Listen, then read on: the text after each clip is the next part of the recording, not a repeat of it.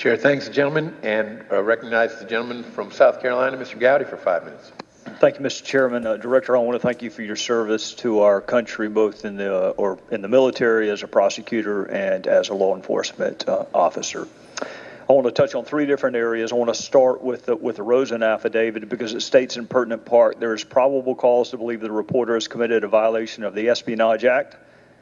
And this is the phrase I want to focus on. At the very least, either as an aider and abettor and or a co-conspirator. If the standard is probable cause, why in the world would the affiant add the phrase at the very least if they weren't contemplating a prosecution? I don't know why the person would have added that statement. Well, you were a very distinguished federal prosecutor. I was not at all distinguished, but I was a prosecutor. I don't remember ever adding surplusage, extra wording to an application for a search warrant. So I'm vexed by why the affiant would say at the very least. I just don't know.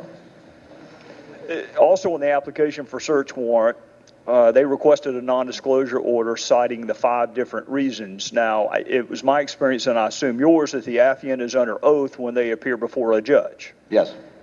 Do you know which of the 5 categories that would need to be shown for a non-disclosure order was testified to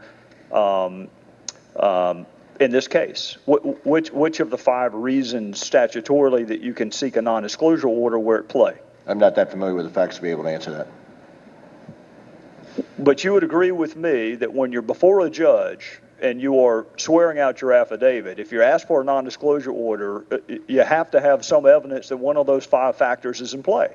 Well, I'm not all that familiar with the statute. I will say that when you file an affidavit, everything in there ought to be accurate, and you ought to be prepared to swear to every item in that. All right. Do you ever recall discussing the Rosen investigation with the Attorney General? No. Do you know?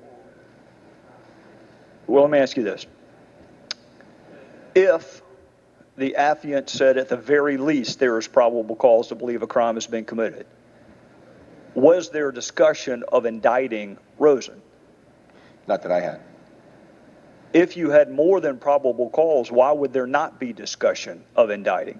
Well, there may have been discussion, as you well know, with the Assistant United States Attorney and the agent in terms of what went in the affidavit. You've done any number of hundreds probably of affidavits yourself, and the discussion between the lawyer and the agent is for the lawyer to get what the agent knows in the course of the investigation and get it written up so that you can get the approvals that you need. I'm sure that happened here. Does not come up to my level to have that kind of discussion.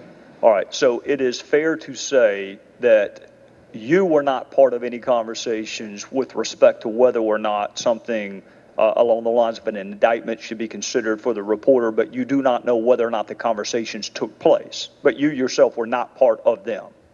I was not and had none. Okay. Does the Bureau have a policy with respect to shopping judges or not shopping judges? If you go to a magistrate or you go to an Article III judge and you're denied, is there a policy within the Bureau on judge shopping? No, not that I'm aware of. All right, let me switch gears.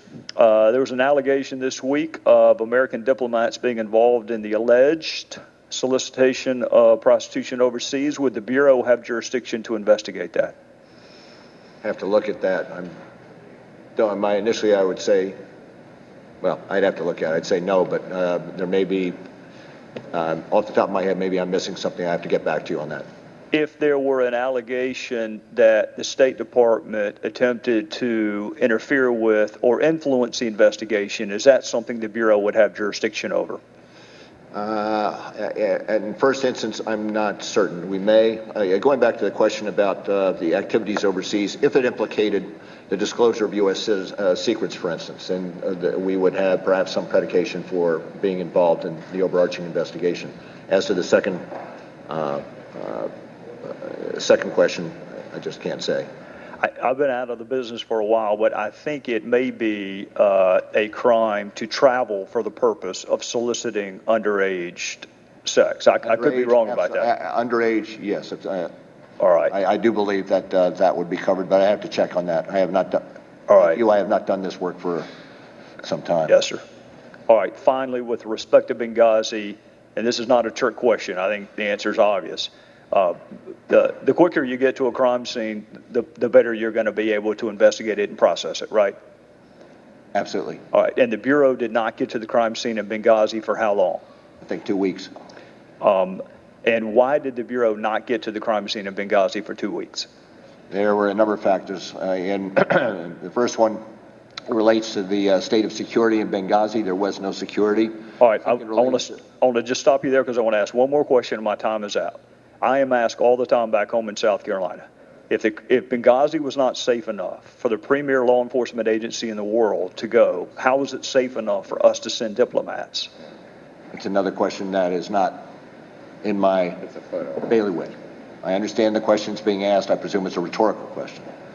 It's rhetorical unless you know the answer. I can't answer it. I don't know. I just can't. All I'm saying is rhetorical or not, I can't answer it. It is a good question, but the time of the gentleman has expired, and thank you. we will look for opportunities to ask it again.